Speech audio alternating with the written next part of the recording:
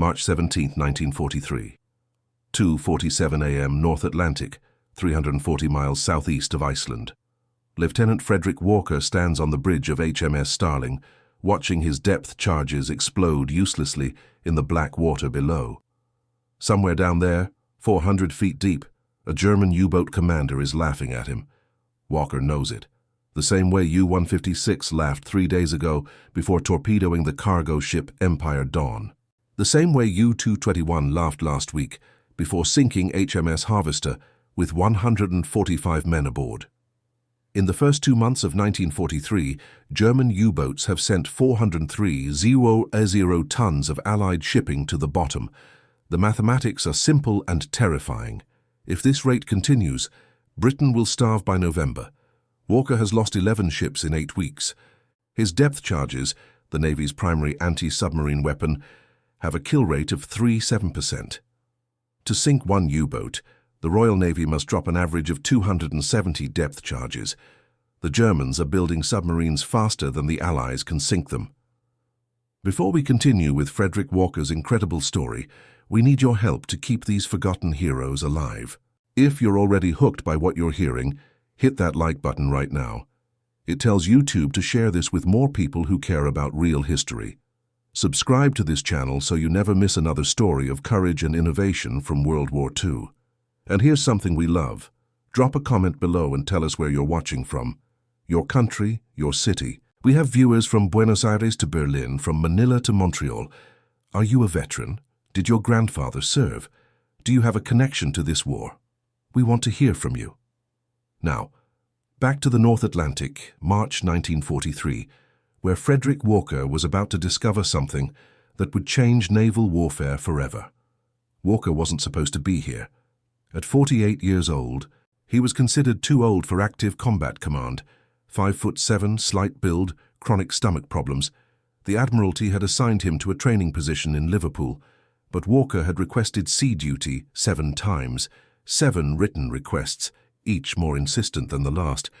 On the 7th request, someone in London finally surrendered to his stubbornness and gave him command of the 2nd Support Group, 5 escort sloops tasked with hunting U-boats in the Mid-Atlantic Gap, that 800-mile stretch of ocean where land-based aircraft couldn't reach and where German submarines operated with near impunity.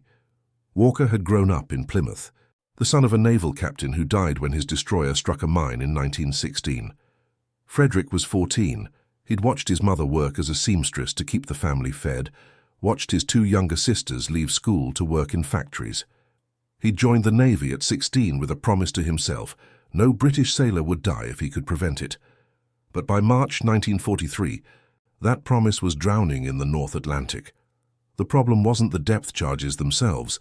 Each contained 300 pounds of TNT and could crush a submarine's hull if detonated within 20 feet. The problem wasn't British courage. Walker's crews would chase U-boats for 16 hours straight, dropping charges until their racks were empty. The problem wasn't even intelligence. By early 1943, Bletchley Park was regularly breaking German naval codes. The problem was that depth charges were blind weapons. A destroyer would detect a submarine with sonar called ASDIC by the British. The submarine would be, say, 600 yards ahead. The destroyer would speed toward that position, releasing depth charges set to explode at the estimated depth, usually 100, 200, or 300 feet. But here's what made the weapon almost useless. The moment the destroyer passed over the submarine's position, the ASDIC lost contact. The sound waves couldn't penetrate directly below the ship. So, for the final 200 yards of the attack, the critical moments when the destroyer was dropping its charges, the crew was completely blind. They were guessing, hoping, praying. And the U-boat commanders knew it. They'd wait until the destroyer lost ASDIC contact, then execute a violent turn, hard left or hard right, and change depth. By the time the depth charges exploded, the submarine would be 100 yards away, diving deeper or rising shallower, completely untouched. The explosions would churn the water, create false sonar echoes, and give the U-boat precious minutes to escape. Between January and March 1943, Walker's group made 47 confirmed attacks on German submarines.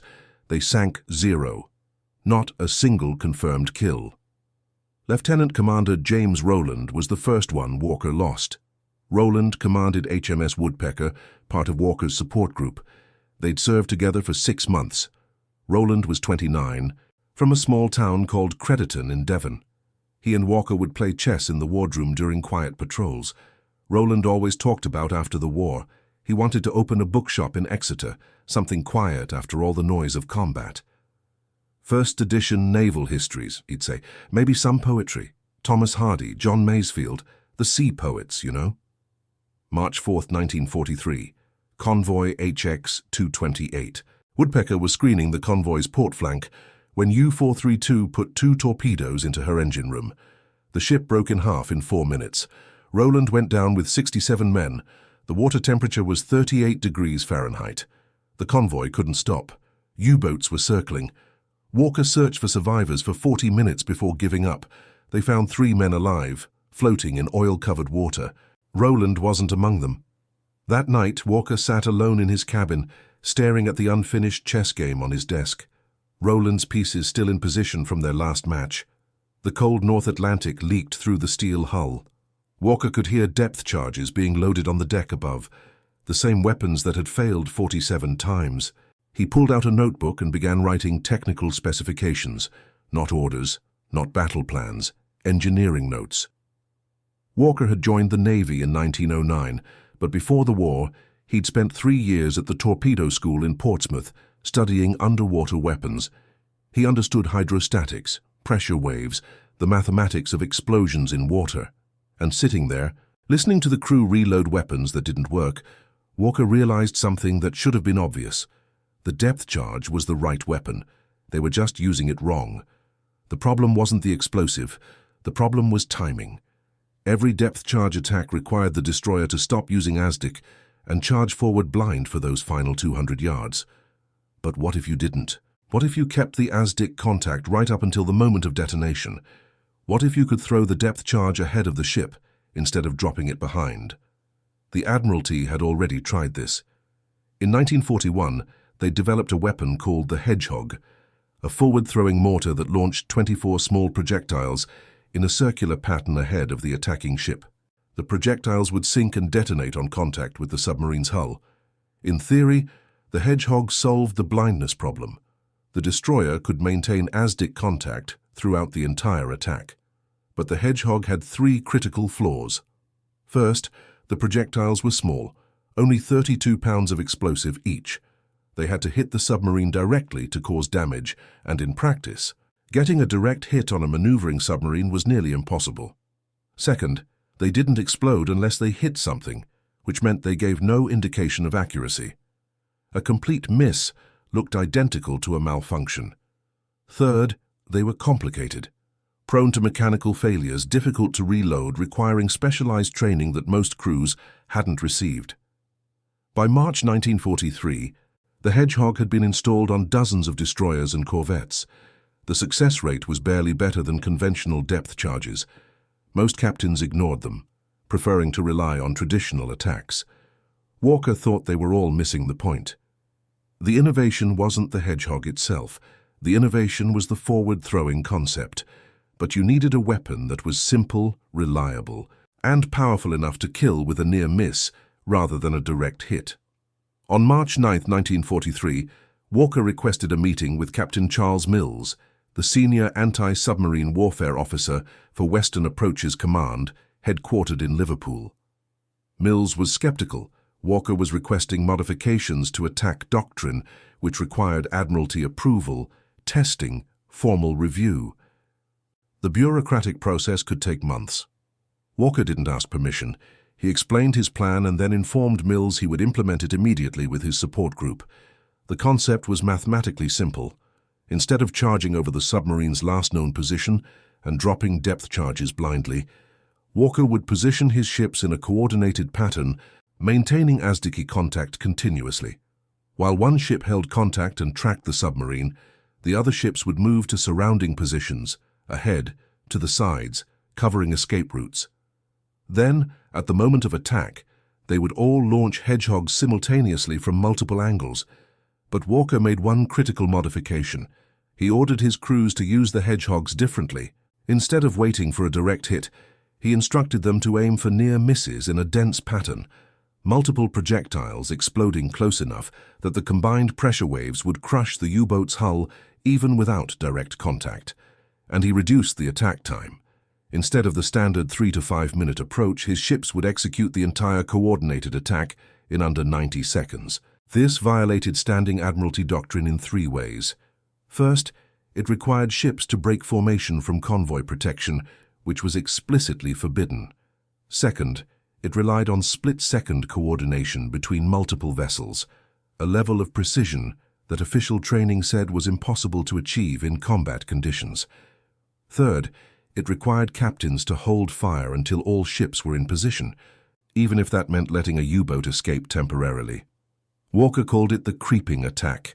The Admiralty called it reckless. Mills told Walker that if the tactic failed, if he lost ships or failed to protect convoys, he would face a court-martial. Walker replied, "I've already lost Rowland and 67 men. Court-martial me if you want, but I won't lose another crew to weapons that don't work." Walker spent 3 days drilling his group: HMS Starling, HMS Wild Goose, HMS Signet, HMS Woodpecker, the replacement ship carrying Rowland's name, and HMS Wren. They practiced in the Irish Sea, away from convoy routes. Each captain had to learn to hold ASDIC contact while the other ships maneuvered. They practiced timing, how long it took to move into position, how fast the U-boat could travel, how to predict its course. They practiced communication, a system of coded signals so they wouldn't break radio silence. The first practice run took 11 minutes, too slow. A real U-boat would have escaped. They ran it again. 7 minutes, again, 4 minutes. By the third day, Walker's group could execute the entire attack, from initial ASDIC contact to coordinated Hedgehog launch, in 93 seconds. On March 17, 1943, HMS Starling detected a submarine contact 700 yards ahead of convoy ON 170. U-boats were attacking the convoy from multiple directions. This was it, the first live test of the creeping attack against an operational enemy. Walker immediately signaled his support group. The ships broke from standard escort positions and began maneuvering into the coordinated pattern. U-boats typically dove to 400 feet when under attack, deep enough that conventional depth charges had trouble reaching them. This submarine was doing exactly that. Starling held ASDIC contact and tracked the submarine's course. The U-boat was moving at 6 knots, heading south-southwest, maintaining depth at 380 feet. Walker transmitted the data to his other ships using the coded system they'd practiced. Wild Goose moved to position Alpha, 200 yards ahead of the submarine's projected course. Signet moved to position Beta, 1500 yards to starboard. Woodpecker held position Charlie, directly behind. Wren circled wide to position Delta, cutting off the northward escape route. The entire maneuver took 87 seconds. Then Walker gave the order. "All ships, creeping attack, execute on my mark." The submarine was still maneuvering, unaware that it was now surrounded. The commander below, Captain Lieutenant Klaus Bargston of U-521, was executing standard evasion tactics. Change course, vary depth. Wait for the destroyer to lose contact and drop useless depth charges somewhere behind him. Bargston had survived 14 combat patrols using this method, but Walker hadn't lost contact. Mark. All 5 ships launched Hedgehogs simultaneously. 120 projectiles arced through the night air and splashed into the water in a coordinated pattern around U-521's position. The projectiles sank at 23 feet per second. Bargston heard them coming, dozens of small splashes on the surface directly above him, and immediately ordered emergency dive. Too late. 11 projectiles struck U-521's pressure hull simultaneously. 7 more exploded within 15 feet, close enough that the pressure waves ruptured the submarine's ballast tanks and twisted the hull plating. U-521 lost trim and plunged toward the ocean floor. At 650 feet, the external pressure exceeded the hull's tolerance. The submarine imploded. All 48 men aboard died instantly. On the surface, Walker watched the sonar display go dead. No echo, no movement. Then, 90 seconds later, debris began surfacing. wood fragments, oil, bits of clothing, a life vest with German lettering. First confirmed kill, but Walker wasn't celebrating. He was already transmitting the attack data to Western Approach's command, requesting immediate authorization to teach the creeping attack to every escort group in the North Atlantic. The reaction from the Admiralty was immediate and divided. Conservative officers called it a fluke. One lucky kill didn't prove anything. They pointed out that Walker had violated standing doctrine and potentially endangered convoy protection by pulling all 5 escorts away from screening positions. They demanded Walker return to conventional tactics pending formal review. But the convoy commodores, the men actually fighting U-boats, wanted more information.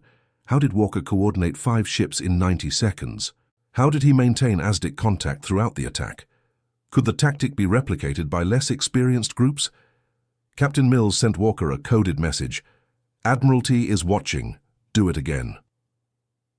Walker's group encountered U-boats 3 more times in the next 4 weeks.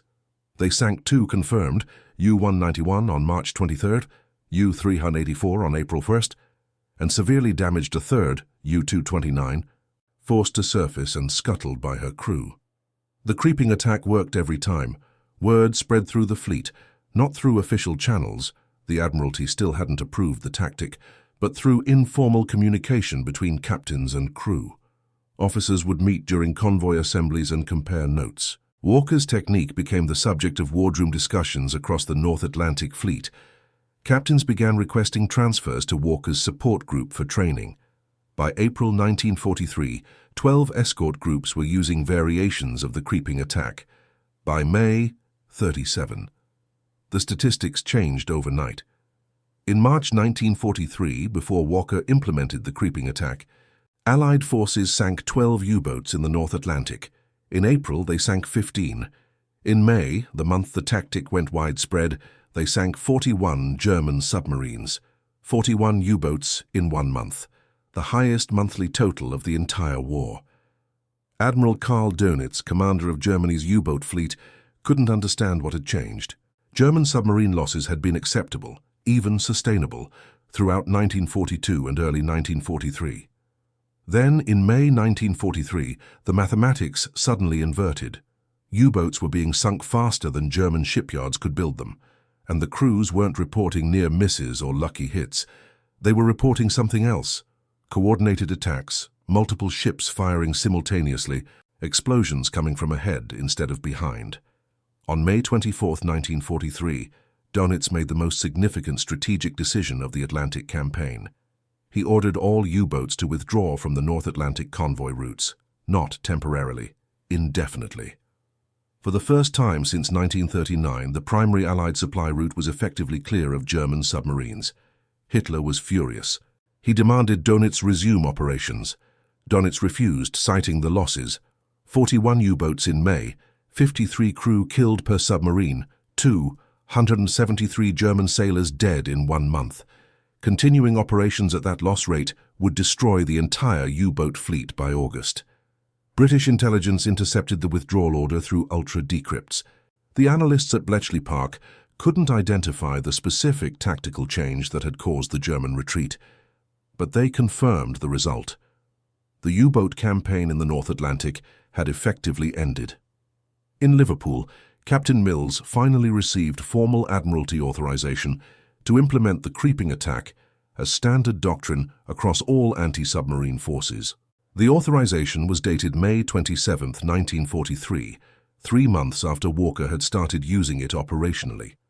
The bureaucratic recognition came with a typical military caveat. Credit for the tactical innovation was attributed to the Department of Anti-Submarine Warfare, Western Approach's command. Walker's name appeared nowhere in the official documentation. The Admiralty didn't want to acknowledge that a single captain had unilaterally changed attack doctrine without permission. Walker didn't care about credit. He cared about numbers. And the numbers were clear. Between March and August 1943, Walker's support group sank or damaged 17 German submarines. In the same period, British merchant shipping losses in the North Atlantic dropped by 87%. Thousands of sailors who would have drowned in torpedoed cargo ships made it home alive. But there was one number Walker couldn't change: James Rowland's name on the casualty list from HMS Woodpecker. The war continued. Walker remained in command of the 2nd Support Group until 1944. He refined the creeping attack, adding additional variations for different submarine behaviors. He trained dozens of escort captains in the technique. By late 1943, the tactic had become so standard that most Royal Navy officers didn't realize it had been invented by a single captain in violation of official doctrine. In July 1944, Walker suffered a cerebral thrombosis, a blood clot in his brain likely caused by exhaustion and stress. He died aboard HMS Starling at age 48. The Admiralty gave him a quiet funeral in Liverpool. The obituary in the Times was 4 sentences long and made no mention of the creeping attack or the 17 U-boats he'd sunk. After the war, German submarine commanders who survived gave interviews to British naval historians. They described the sudden shift in Allied tactics in spring 1943, the coordinated attacks, the forward-throwing weapons, the impossible precision.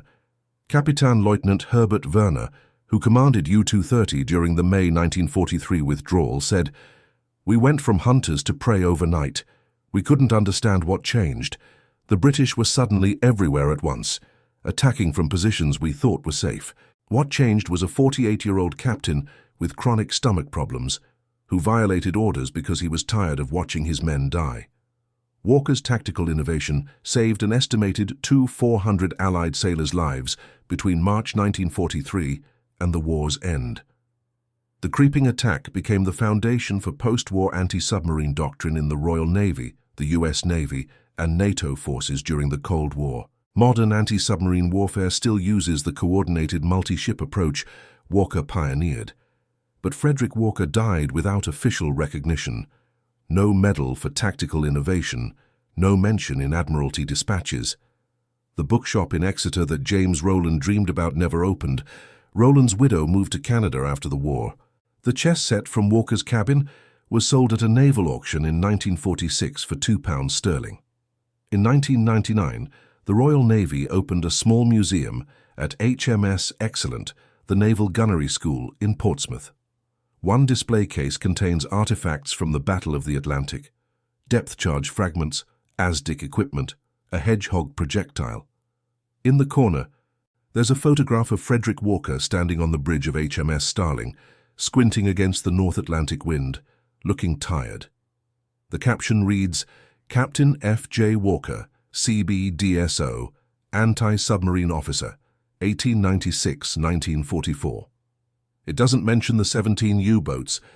It doesn't mention the creeping attack. It doesn't mention that this unremarkable-looking man with stomach problems changed naval warfare and saved thousands of lives by refusing to accept that weapons designed to work couldn't be made to work better.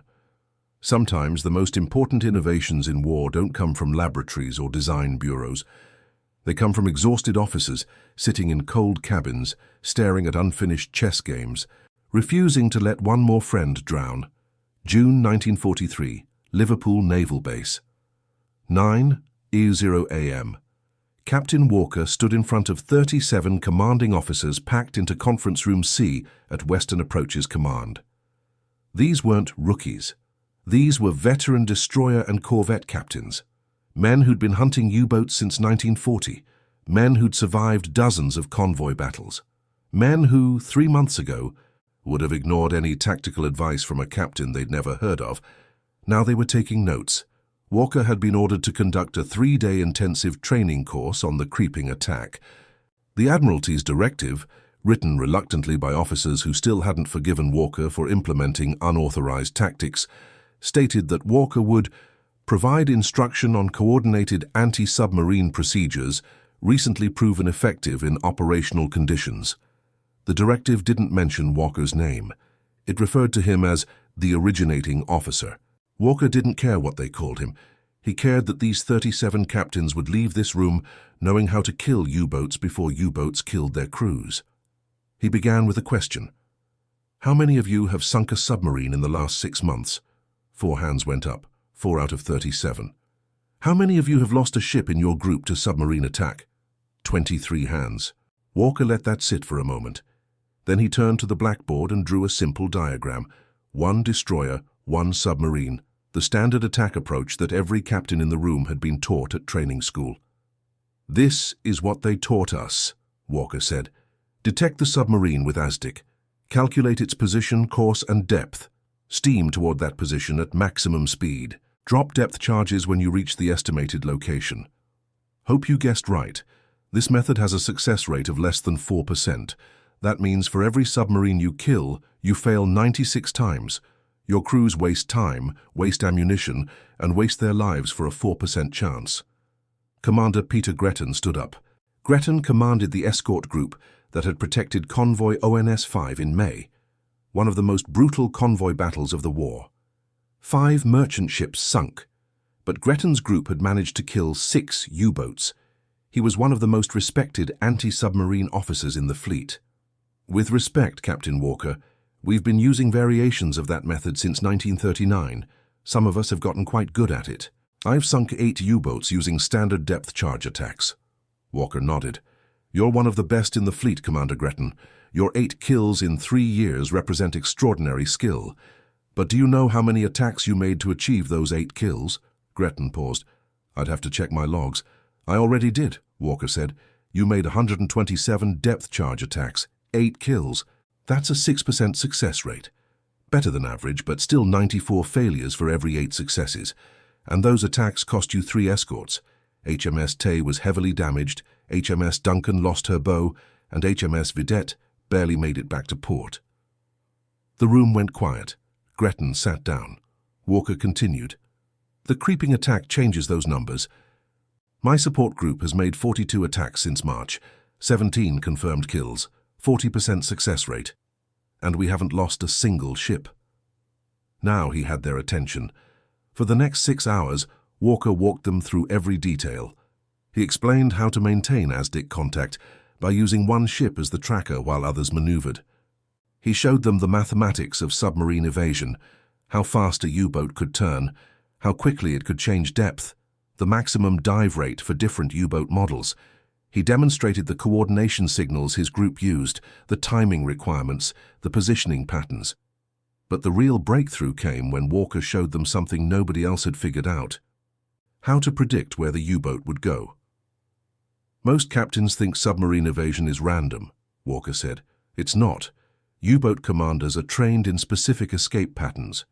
When a destroyer loses ASDIC contact and charges forward, the U-boat commander immediately executes one of 4 maneuvers: hard turn to port, hard turn to starboard, emergency dive, or emergency surface and crash dive in a different direction. These maneuvers are taught at German submarine school. They're consistent, predictable." Walker had studied captured German training manuals, documents that British intelligence had recovered from U-5559 after it was boarded and scuttled in the Mediterranean. The manuals included detailed diagrams of recommended evasion tactics. Walker had memorized all of them. "If you know the 4 possible escape routes," Walker explained, "you position your ships to cover all 4 routes before you attack. The submarine can't escape, because no matter which direction it goes, there's already a ship waiting with hedgehogs ready to fire." Lieutenant Commander Donald McIntyre spoke up. McIntyre had sunk U-99 and U-100 in March 1941, both commanded by ace U-boat captains, and was considered one of the best submarine hunters in the Royal Navy. "Captain Walker, the coordination you're describing requires split-second timing. My crew needs at least 3 minutes to reposition and prepare for a hedgehog attack. If all 4 ships need to move simultaneously, we're talking about a 5-minute coordination window. The submarine will hear our propellers and dive out of ASDIC range." 3 minutes is too long," Walker said. "My crews do it in 90 seconds. McIntyre looked skeptical. "How? Training? Practice? And one technical modification that nobody's tried before." Walker explained that standard procedure required hedgehog crews to manually calculate firing angles based on the submarine's estimated position. That calculation took 2 to 3 minutes because it involved consulting range tables, adjusting for ship speed and course, and manually setting each mortar's elevation. Walker had eliminated the calculation. Instead, he'd created a simple mechanical template, a metal frame with preset angle markings corresponding to different range bands. His crews would place the template on the Hedgehog launcher, align it with the ship's heading, and set the mortars to the pre-calculated angles. No math, no tables. Just a physical guide that reduced setup time from 3 minutes to 40 seconds. "It's not sophisticated," Walker said. "It's just a piece of welded steel with degree markings. Any shipyard can build one in 3 hours, but it means my crews can execute the entire attack, maneuvering, positioning, and firing, before the U-boat realizes it's surrounded." Walker had brought one of the templates with him. He passed it around the room. The captains examined it, turning it over, checking the angle markings. It was almost embarrassingly simple, the kind of tool an apprentice metalworker could fabricate, but nobody else had thought of it. Commander Gretton held the template and laughed, not mockingly, but with genuine admiration. "This is brilliant, this is absolutely brilliant, and some bureaucrat at the Admiralty probably rejected it because it wasn't complicated enough." "They never saw it," Walker said quietly. "I didn't ask permission. I had my crew's welder make 5 templates in March. We tested them, they worked, so we kept using them." The room erupted in questions. How many templates did Walker have? Could other groups get them? What were the exact specifications? How should crews practice using them? Walker spent the next 2 hours answering every question. He provided detailed schematics. He explained the training progression his crew had used, starting with stationary practice, then slow-speed attacks, then full-speed combat simulations. He shared every lesson learned, every mistake made, every refinement discovered through trial and error. By the end of the first day, every captain in the room had requested templates for their ships. By the end of the second day, they were practicing the coordination signals and timing sequences.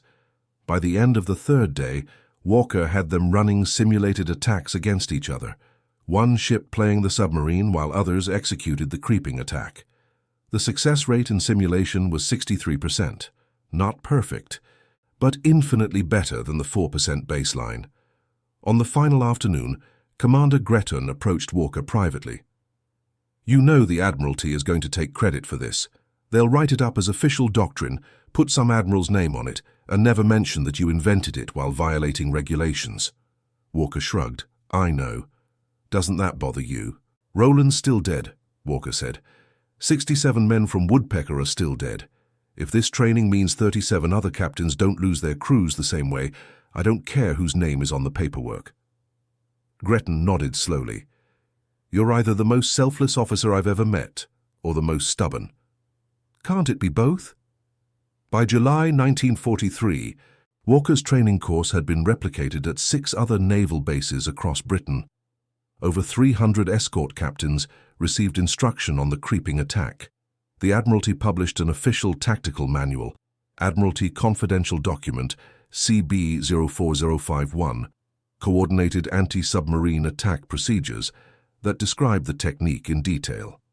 Walker's name appeared once in a footnote as Operational Field Tester. The templates became standard equipment. British shipyards produced over 2,000 of them by August 1943. American yards, after receiving the specifications through military liaison channels, produced another 8,000 for U.S. Navy destroyers and destroyer escorts. And the kill rate kept climbing. In June, Allied forces sank 17 U-boats.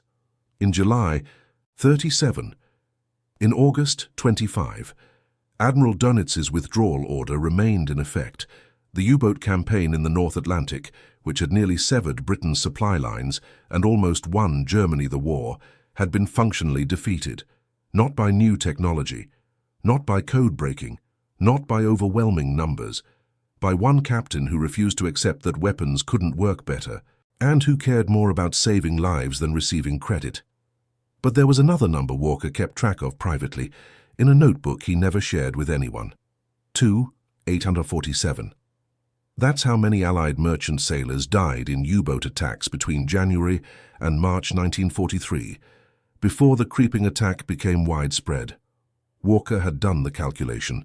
If the May 1943 success rate had been active in January, approximately 200 of those sailors would have lived.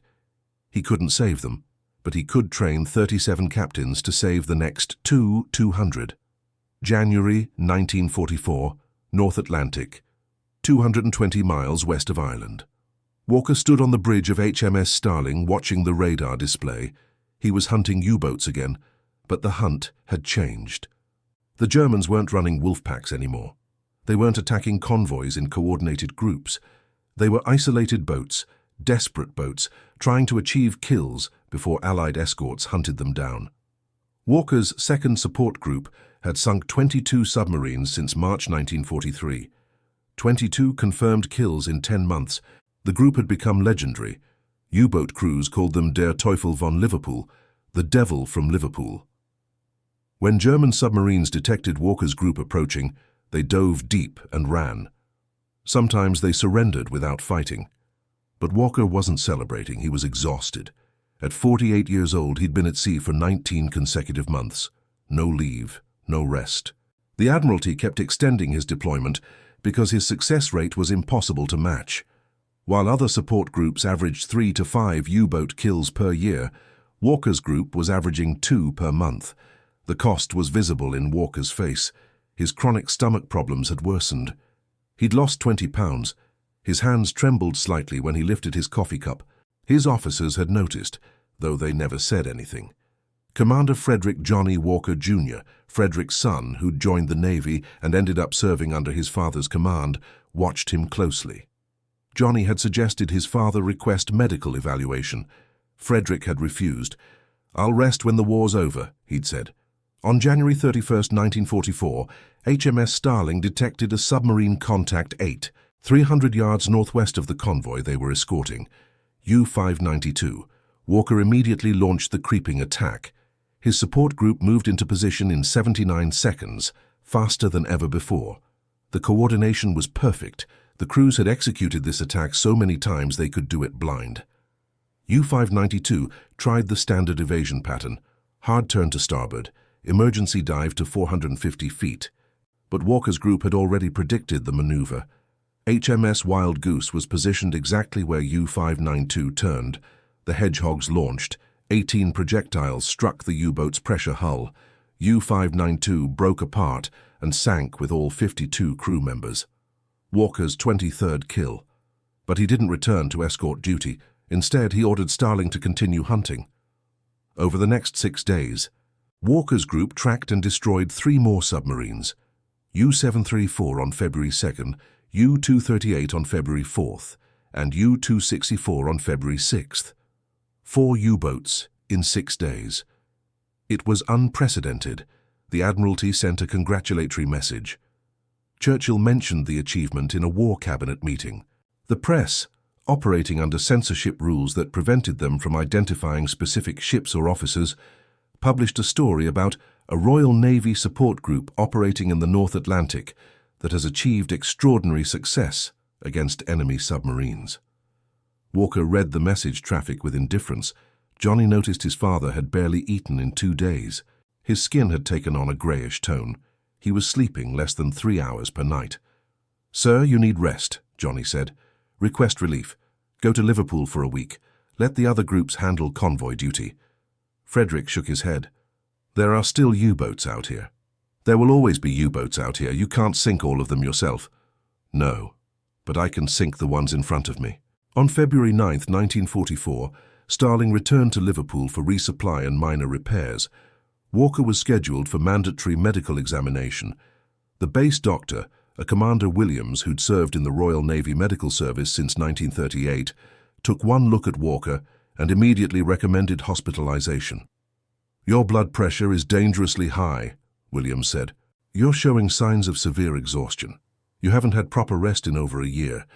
Captain, you need at least 2 weeks of shore leave, possibly more." Walker refused. "Schedule the examination for my next port visit. Right now, we're needed at sea. Captain, I can order you to sick leave, and I can refuse and face disciplinary action, which will tie up both of us in paperwork while U-boats are sinking ships.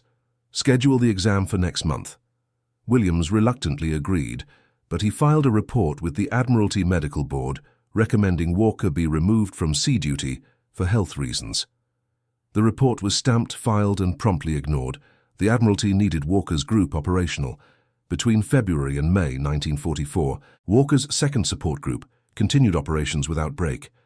They sank 6 more submarines, U-653, U-681, U-473, U-765, U-333, and U-629. The tactics had become so refined that some attacks lasted less than 60 seconds from initial detection to hedgehog launch. But Walker's health continued deteriorating. By May, he was experiencing severe headaches.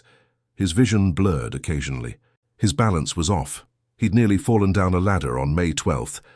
Johnny and the other officers began taking watch shifts that Walker was supposed to handle, covering for him so he could rest. On July 7, 1944, HMS Starling was operating 140 miles southwest of Iceland, escorting convoy HX-297. Walker was in his cabin, reviewing attack reports from the previous week. He'd just finished drafting recommendations for tactical improvements, modifications to the creeping attack that would improve coordination in rough seas. At 2:17 p.m., Walker stood up from his desk and collapsed. Johnny found him 3 minutes later. Walker was unconscious, breathing irregularly, left side of his body unresponsive, cerebral thrombosis, a blood clot in his brain. The symptoms had been building for months, the headaches, the vision problems, the exhaustion, but Walker had ignored them all. HMS Starling broke from convoy duty and made maximum speed for Liverpool. They arrived 23 hours later. Walker never regained consciousness. He died aboard the ship he'd commanded for 18 months, surrounded by the crew he'd trained to be the most effective submarine hunters in the Royal Navy. The funeral was held at Liverpool Cathedral on July 12, 1944. The Admiralty sent a representative, a Rear Admiral Walker had never met, who read a brief statement praising Captain Walker's dedication to duty and his exemplary service in the defense of Allied shipping. The statement didn't mention the 29 U-boats. It didn't mention the creeping attack. It didn't mention that Walker had saved thousands of lives by refusing to accept inadequate weapons. Walker was buried at the Kirkdale Cemetery in Liverpool. The headstone read, Captain Frederick John Walker, CB-DSOT, Royal Navy, 1896-1944. The 3 distinguished service orders were listed. The innovations that had changed anti-submarine warfare weren't.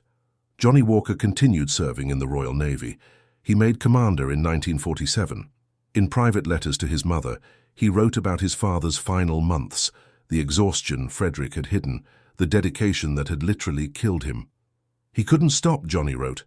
Every U-boat he didn't sink meant Allied sailors might die. He carried that weight until it broke him. After the war, the Royal Navy conducted an official assessment of anti-submarine tactics used between 1939 and 1945. The report, declassified in 1973, attributed the dramatic decrease in U-boat effectiveness in mid-1943 to a combination of improved weapons, better training, enhanced intelligence from code breaking, and the implementation of coordinated attack procedures.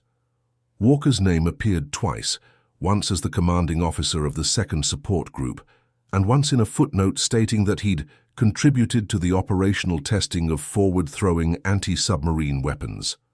The templates, the simple metal guides that had reduced attack preparation time from 3 minutes to 40 seconds, were never officially credited to anyone. The post-war report described them as field modifications of uncertain origin, widely adopted due to practical effectiveness.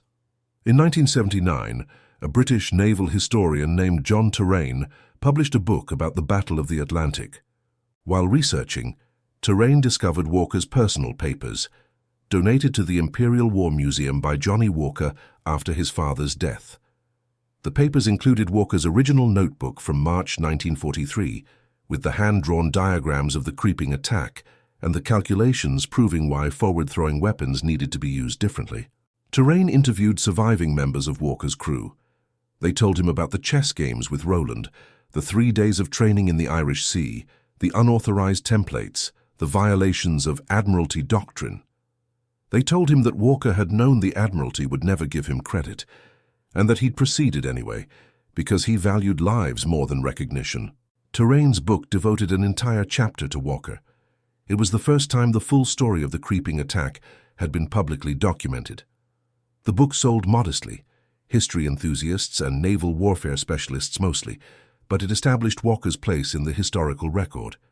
By then, Walker had been dead for 35 years. The chess set from his cabin had been sold and lost. Roland's family had scattered across 3 continents. The templates had been melted down for scrap metal after the war. HMS Starling had been decommissioned in 1947 and broken up for parts in 1949. But the tactical doctrine Walker created, coordinated multi-ship attacks using forward-throwing weapons with pre-calculated firing solutions, remained the foundation of anti-submarine warfare. NATO navies used variations of the creeping attack throughout the Cold War. Modern anti-submarine helicopters employ the same principle. One aircraft tracks with sonar, while others position for torpedo launch. Walker never received the recognition his innovation deserved. But every submarine hunter who came after him, every naval officer who learned that weapons could be used better than they were designed, followed in his footsteps, whether they knew his name or not. Sometimes the greatest heroes aren't the ones who win glory. They're the ones who solve problems nobody else wanted to solve, who save lives nobody else tried to save, who die exhausted and forgotten after doing work that changes everything. If this story moved you, hit that like button to help us share these forgotten stories of courage and innovation. Subscribe to this channel so you never miss another tale from history's shadows. And drop a comment below. Tell us what you think about Walker's story, whether you've heard of him before, or if you know of other unrecognized heroes from World War II. Thank you for keeping their memory alive. These men didn't fight for recognition, but they deserve to be remembered.